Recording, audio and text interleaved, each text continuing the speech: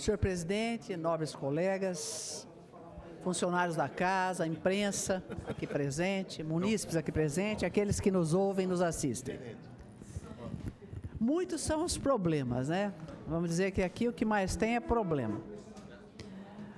Não faltando os problemas inerentes ao município, nós conseguimos também que problemas de responsabilidade do Estado impactem nossa cidade. Haja vista a questão do aparelho de hemodinâmica, agora também o tomógrafo quebrado, e não bastasse isso, nós estamos aí com o Estado criando problema para o transporte das nossas crianças. Criando problema sério. E tem um histórico disso, e a coisa vai apertando. Mas eu acho que se saúde é prioridade e educação são prioridades, elas têm que ser tratadas como tal, e não como desrespeito. Em 2017, nós tivemos um problema sério aqui com o transporte das crianças, onde mais ou menos 310 alunos, entre 6 e 10 anos, tiveram negado a questão do seu transporte. Porque foi medida a distância da porta da sua casa até a escola e não podia passar de 2 quilômetros, e a Secretaria do Estado, ela se respalda na resolução número 27 de 2011, mas ela se respalda aonde lhe interessa, E quero dizer que é uma sucessão de problemas, porque em 2018, nós tivemos uma retirada de mais 300 alunos. E quando chega agora em 2019, nós estamos com uma relação de alunos e, pelo que a gente está ouvindo dizer, vão tirar mais alunos. E não conseguem lembrar que a questão dos jovens com deficiência é de responsabilidade do Estado, e o Estado nunca assumiu essa responsabilidade. Sempre foi arcada pelo município. Então, eu acho que a gente tem que ficar esperto.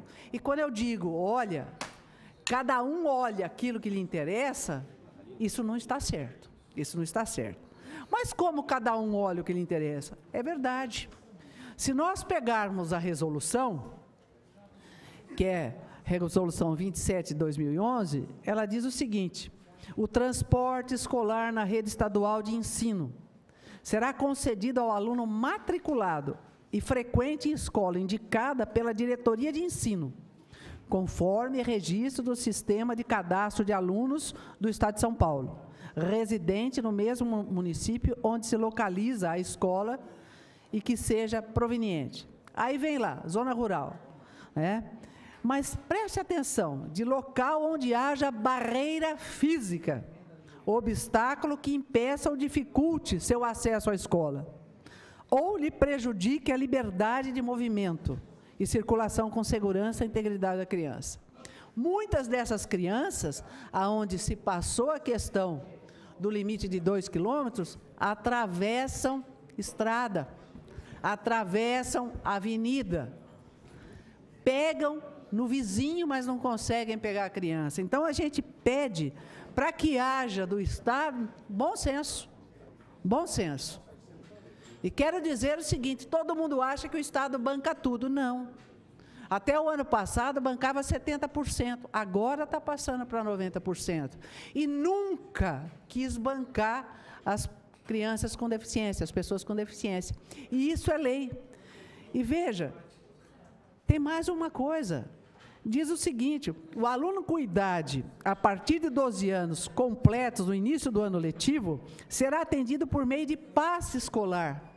Quanto custa esse passe escolar? Será que essa diferença é tão grande? Será que não é possível um diálogo com a prefeitura para que haja o complemento disso? Desde que não haja prejuízo ao cumprimento de horário de entrada e saída da escola. O horário de entrada e saída não é horário de pico? Como nós vamos colocar as crianças dentro de ônibus, 1 ou 2 ônibus em horário de pico? Eu acho que a gente tem que ter essa clareza. E sem contar que tem que ler o decreto, mas não só o que interessa. O artigo 5º, Os casos excepcionais ou omissos deverão ser resolvidos pelas coordenadoras de ensino. Então, quero dizer o seguinte, precisa de bom senso, precisa de bom senso. Precisa que haja uma interlocução e não simplesmente uma leitura do decreto ao pé da letra do que lhe interessa, sem que se leia o decreto na íntegra e sem que se faça uma análise dessas crianças, se realmente tem condições ou não. Então, eu peço a questão da dirigente de ensino, que interceda junto ao seu governador, que é o nosso governador.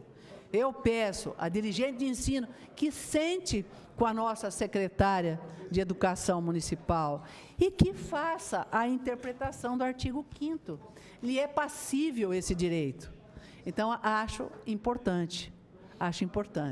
Acho que precisa ser revisto isso para o bem das nossas crianças. Me honra com a parte, nobre vereador. Vereadora Thelma, parabéns pela colocação de Vossa Excelência. E já chega um zum para nós, que o Estado deve cortar também o transporte daqueles alunos acima de 12 anos de idade. Acabei de falar aqui. A senhora tem aí essa informação. Onde eu quero chegar? Nós temos um governo federal que está cortando investimentos na educação. Nós temos um governo estadual que está cortando o transporte para a garotada ir estudar. Eu queria só deixar um dado aqui, num país de 13 milhões, 200 mil desempregados, que o Sistema Nacional de Empresas ofereceu 12 mil vagas de empregos, 60% não foram preenchidas por falta de qualificação. Então, você veja bem, qual é o país que nós queremos para nós? Um país com os alunos estudando, tendo condições de estudar, se formando, tendo qualificação? Ou um país de semi-analfabetos que acredite em fake news na hora de fazer a votação? Muito obrigado. Obrigado. Meu, com a parte, nobre vereador. Obrigado, doutora Thelma. Também, para complementar a sua fala, e só fazer uma reflexão, né? Se fala também em cortar transporte para pessoa com deficiência a menos de 2 quilômetros. Eu gostaria que os gestores se colocassem na situação. Sentem numa cadeira de roda e tenta aí andar 2 quilômetros. Não precisa de 2 quilômetros, não. Tentem andar 200 metros e depois voltem a discutir essa situação. Parabéns, viu, doutora? Eu queria dizer o seguinte, as pessoas com deficiências hoje são bancadas pelo município e, segundo a legislação, teriam que ter um subsídio do Estado. Então, o que eu acho é o seguinte, não dá para empurrar a responsabilidade do município para o Estado para o município, para a União e vice-versa. E o artigo 5º permite que as pessoas sentem e façam uma análise fria dos fatos. Façam uma análise sopesando custo-benefício. Quanto custa esse passo? Qual a diferença? Às vezes, a própria prefeitura senta e resolve bancar essa diferença, né? Porque já vem bancando uma parte. Então, eu acho que pode ter bom senso. Meu, com a parte, nobre vereadora. Vereadora Thelma Gobi, eu gostaria de dizer que eu também entendo que todas as crianças deveriam ter o transporte.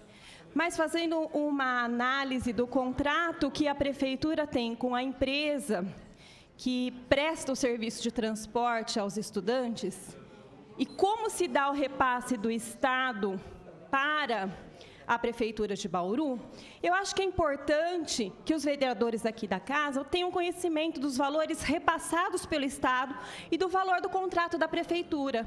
Porque quando a Prefeitura assumiu o transporte dos estudantes aqui do município de Bauru, que ficariam sem o repasse do Estado, na verdade não houve acréscimo de contrato, né? Então, o mesmo valor que vinha sendo repassado, continuou sendo repassado, porque o município paga por quilometragem, o Estado paga por aluno.